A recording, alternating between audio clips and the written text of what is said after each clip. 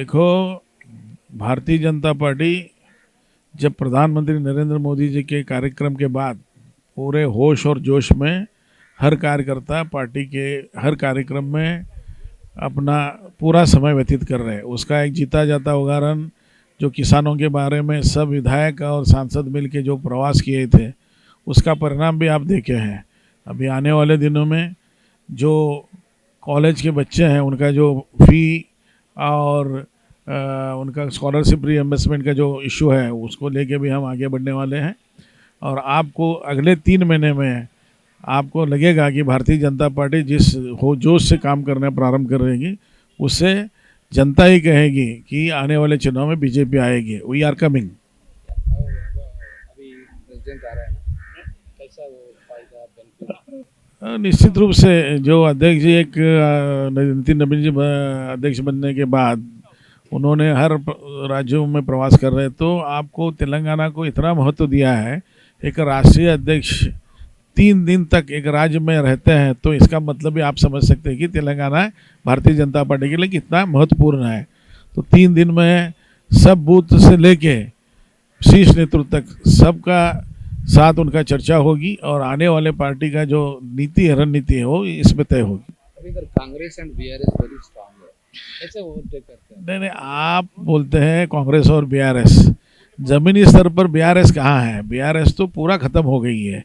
उनका पार्टी में भाई और बहन का वो झगड़ा ही सुलझाने के लिए उनके पास समय नहीं है। पिताजी हाशिए पे चले गए हैं, तो बेटा क्या करेगा?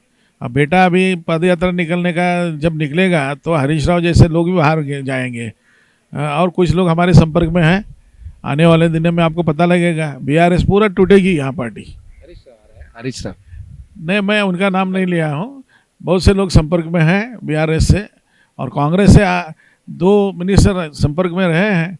वो आने वाले दिनों में आपको पता लगे, जैसे चुनाव करीब आएगा सब उड़ के यहाँ पे आएंगे इस पेड़ पे। मगर बाहर से आ रहे हैं ना पार्टी लोग, एग्जाम्पल बीआरएस एंड कांग्रेस, इधर थोड़ा प्राधान्यता नहीं दे रहा है, इम्पोर्टेंस नहीं दे रहा है बोल के ऐसा कुछ नहीं है, सबको इम्पोर्टेंस यहाँ पे दिया गया है। अभी ऐसे कुछ है तो मैं हमारे संज्ञान में आया तो उसको भी हम सॉल्व करेंगे, लेकिन ऐसे कोई बात नहीं है। బీజేపీ జాతీయ అధ్యక్షుడు నితిన్ నబీన్ మొదటిసారిగా తెలంగాణకు వస్తున్నారు. ఈ సందర్భంగా ఎగ్జిబిషన్ గ్రౌండ్లో భారీ సభకు, అదేవిధంగా తెలంగాణలో చాలా యాక్టివిటీకి బీజేపీ ప్లాన్ చేస్తుంది. మనతో పాటు బీజేపీ రాష్ట్ర అధ్యక్షులు రామచంద్రరావు గారు ఉన్నారు. చెప్పండి సార్, రేపు ఫస్ట్ టైం వస్తున్నారు కదా, ఎలా ప్లాన్ చేస్తున్నారు? మొత్తం కార్యకర్తలు ఉత్సాహం. ఇది పబ్లిక్ మీటింగ్ కాదు, ఇది కార్యకర్తల meeting.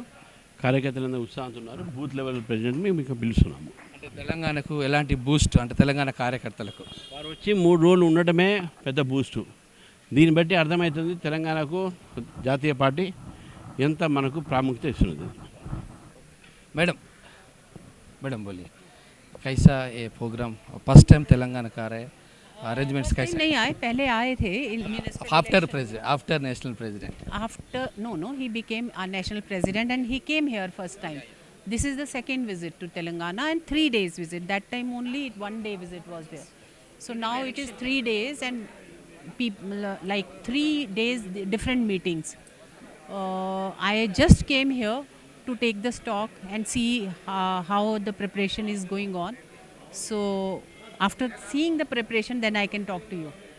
Okay. So you are focusing on Gen Z.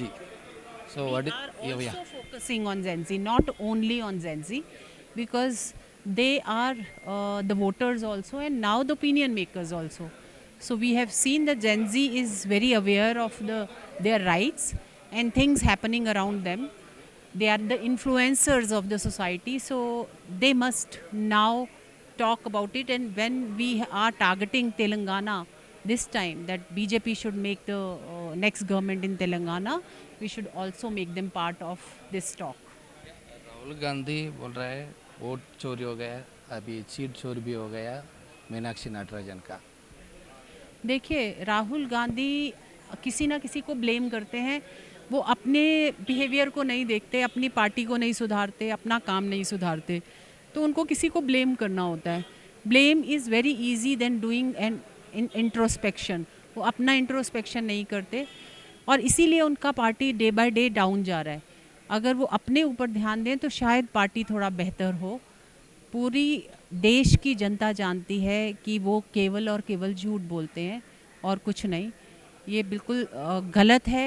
SIR किया क्योंकि गलत वोट बना हुआ था और उनको भी मालूम है कि बंगाल ने रिज़ल्ट जो दिखाया वो पता चला कि बाहर के लोग आकर जो वोट बनाते हैं उसके कारण ममता दीदी जीत रही थी और अब जब वो वोट कटे तो वो हारे। సో ఇది మొత్తం మీద జాతీయ అధ్యక్షులు నితిన్ నవీన్ పర్యటన కోసం బీజేపీ అన్ని కూడా ప్లాన్ చేస్తుంది. సో మరొక వైపు రాహుల్ గాంధీ చేసే విమర్శలు కూడా అన్ని పసలేనివన్నీ. అవి రాహుల్ గాంధీ కేవలం విమర్శలకే పనికొస్తారు తప్ప ఇంకేది రాదు. బీజేపీ తెలంగాణలో బలోపేతం అవుతుందని ఒకవైపు రామచంద్రరావు, అదేవిధంగా బీజేపీ ఎంపీ రేఖా గారు స్పష్టం చేశారు. కెమెరామెన్ సుధాకర్తో Raj Kumar, 9+ news, Hyderabad exhibition ground.